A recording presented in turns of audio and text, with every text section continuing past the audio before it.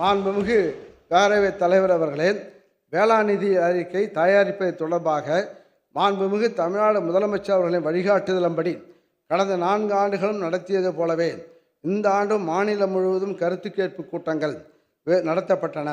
அவற்றில் கலந்து கொண்ட பல்வேறு மாவட்டங்களில் உழவர்கள், விவசாய சங்கங்கள், இயற்கை உழவர்கள், கரும்பு விவசாயிகள், உழவர் உற்பத்தியாளர் நிறுவனங்கள், விவசாய இடுபொருள் விற்பனையாளர்கள் சங்கம், வேளாண் இயந்திரங்கள் தயாரிப்பு நிறுவனங்கள் ஆகியவற்றின் பிரதிநிதிகள், விதை உற்பத்தியாளர்கள், வேளாண் வணிகர்கள், முட்டைப்பால் உற்பத்தியாளர்கள், கடல்சார் மீனவர்கள், உள்நாட்டு மீனவர்கள், வேளாண் வல்லுநர்கள் மற்றும் மக்கள் பிரதிநிதிகள் ஆகியோரின் கருத்துக்களை நேரடியாகவும் மின்னஞ்சல் மனுக்கள் மூலமாகவும் பெற்று அவற்றில் கூறப்பட்ட கருத்துக்களின் அடிப்படையில் உழவர்களின் தேவைகளை நிறைவேற்றும் நோக்கத்துடன் 2025-26 ஆண்டிற்குரிய வேளாண் நிதிநிலை அறிக்கை தயாரிக்கப்பட்டுள்ளது.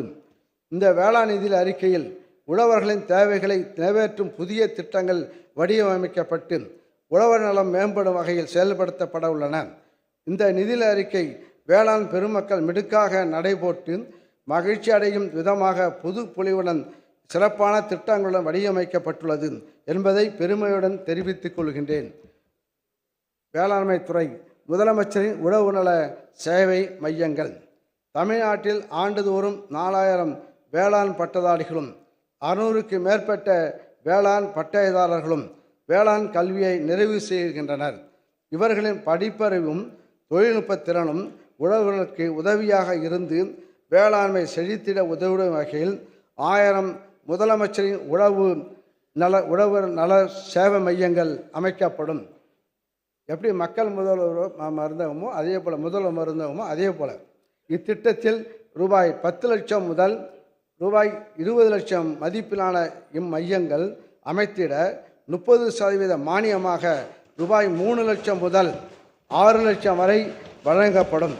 இதற்கென ரூபாய் 42 கோடி மாநில நிதி ஒதுக்கீடு செய்யப்படும்.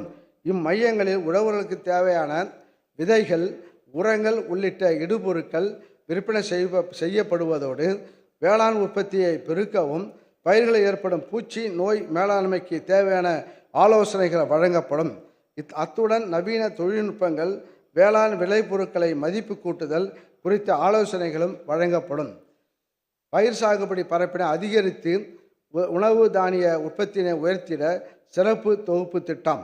தமிழ்நாட்டில் டெல்டா அல்லாத 29 மாவட்டங்களில் சராசரியாக 34 லட்சம் ஏக்கரில் நெல் சாகுபடி மேற்கொள்ளப்படுகிறது. கார், குறுவை, சொர்ணாவாரி நில பருவங்களில் நெல் சாகுபடி பரப்பினை அதிகரித்து உணவு தானிய உற்பத்தியினை உயர்த்திட டெல்டா அல்லாத மாவட்டங்களில் சிறப்பு தொகுப்பு உழவர்களுக்கு வழங்கப்படும். நெல் இயந்திர நடவு மானியம், தரமான சான்று பெற்ற விதைகள் உள்ளிட்டவற்றுக்கு ரூபாய் 102 கோடி நிதி ஒதுக்கீடு செய்யப்படும். இதேபோல் டெல்டா மாவட்டங்களில் சராசரியாக 18 லட்சம் ஏக்கரில் நெல் சாகுபடி மேற்கொள்ளப்படுகிறது. குறுவை பருவத்தில் நெல் சாகுபடி பரப்பினை அதிகரித்து உணவு தானிய உற்பத்தியினை உயர்த்திட டெல்டா மாவட்டங்களில் சிறப்பு தொகுப்பு உழவர்களுக்கு வழங்கப்படும். நெல் இயந்திர நடவு மானியம், தரமான சான்று பெற்ற விதைகள் உள்ளிட்டவருக்கு 58 கோடி நிதி ஒதுக்கீடு செய்யப்படும். மானாவாரி நிலங்களில் கோடை உழவு செய்வதை ஊக்குவிக்கும் திட்டம். முற்காலத்தில் உழவு மேற்கொள்வது பொன் ஏர் பூட்டுதல், சித்திரமேரி வைபவம், மதியேர், நல்லேர் என பல பெயர்களில் அழைக்கப்பட்டுள்ளது. மன்னர்கள் ஆட்சி செய்த காலங்களில் சித்திரை முதல் நாளில் பொன் ஏர் உழவு என்பது பெரிய திருவிழாக கொண்டாடப்பட்டுள்ளது. நான் முதலில் ஓர் உழவன், அதற்கு அடுத்துதான் மன்னன் என்று பறைசாற்றும் விதமாகவும் கோடை உழவின் அவசியத்தை எடுத்து கூறும் வகையிலும் அந்நாளில் பொன்னேர் உழவை மன்னர்கள் தொடங்கி வைப்பார்களாம். தற்போதுள்ள வேளாண் தொழிலாளர் பற்றாக்குறை உள்ளிட்ட பல்வேறு காரணங்களால் கோடை உழவு செய்வது பரவலாக குறைந்துள்ளது. தமிழ்நாட்டில் 56,41,000 ஏக்கர் மானாவாரி நிலங்களில் பருவமழையை மட்டுமே ஆதாரமாக கொண்டு பயிர் சாகுபடி செய்யப்பட்டு வருகிறது. எனவே 2025-26 ஆண்டில் 3 லட்சம் ஏக்கர் பரப்பளவில் கோடை உழவு செய்திட ஹெக்டருக்கு 2000 வீதம் மானியம் வழங்கிய ரூபாய் 24 கோடி மாநில நிதி ஒதுக்கீடு செய்யப்படும். மலைவாழ் உழவர் முன்னேற்ற திட்டம். தமிழ்நாட்டில் மலையும் மலை சார்ந்த குறிஞ்சி நிலத்திலும் காடும் காடு சார்ந்த முல்லை நிலத்திலும் மக்கள் எவ்வாறு வேளாண்மை செய்தார்கள் என்று சங்க இலக்கியங்கள் காட்டுகின்றன. இப்பகுதியில் மானாவாரி பயிர்களான வரகு, திணை, கம்பு போன்றவை பயிரிடப்பட்டதையும் அவற்றை மலை மகளிர் பாதுகாப்பதையும் கண்முன்னே விரிக்கின்றன.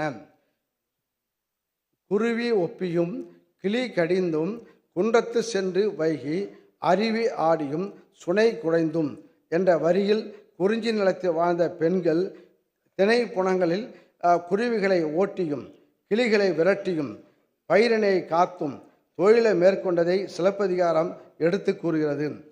பல்வேறு திட்டங்களில் பழங்குடியினருக்கான ஒதுக்கீட்டினை தொடர்ந்து செயல்படுத்தி வந்த போதிலும் இயற்கையோடு இணைந்து வாழ்ந்து சுற்றுச்சூழலுக்கும் உயிரியல் பன்மையத்திற்கும் பாதுகாப்பு அளித்து வரும் மலைவாழ் உழவர்களுக்கான சிறப்பு திட்டம் ஒன்றை செயல்படுத்தி அவர்கள் வாழ்வாதாரத்தை உயர்த்த வேண்டியது அவசியம்.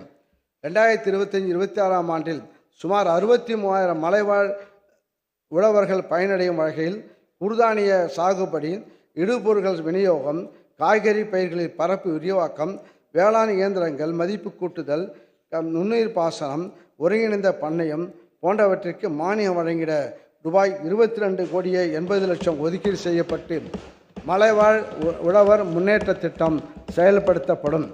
மேலும் இப்பயனாளிகளுக்கு உழவர் கடன் அட்டை வழங்க நடவடிக்கை எடுக்கப்படும்.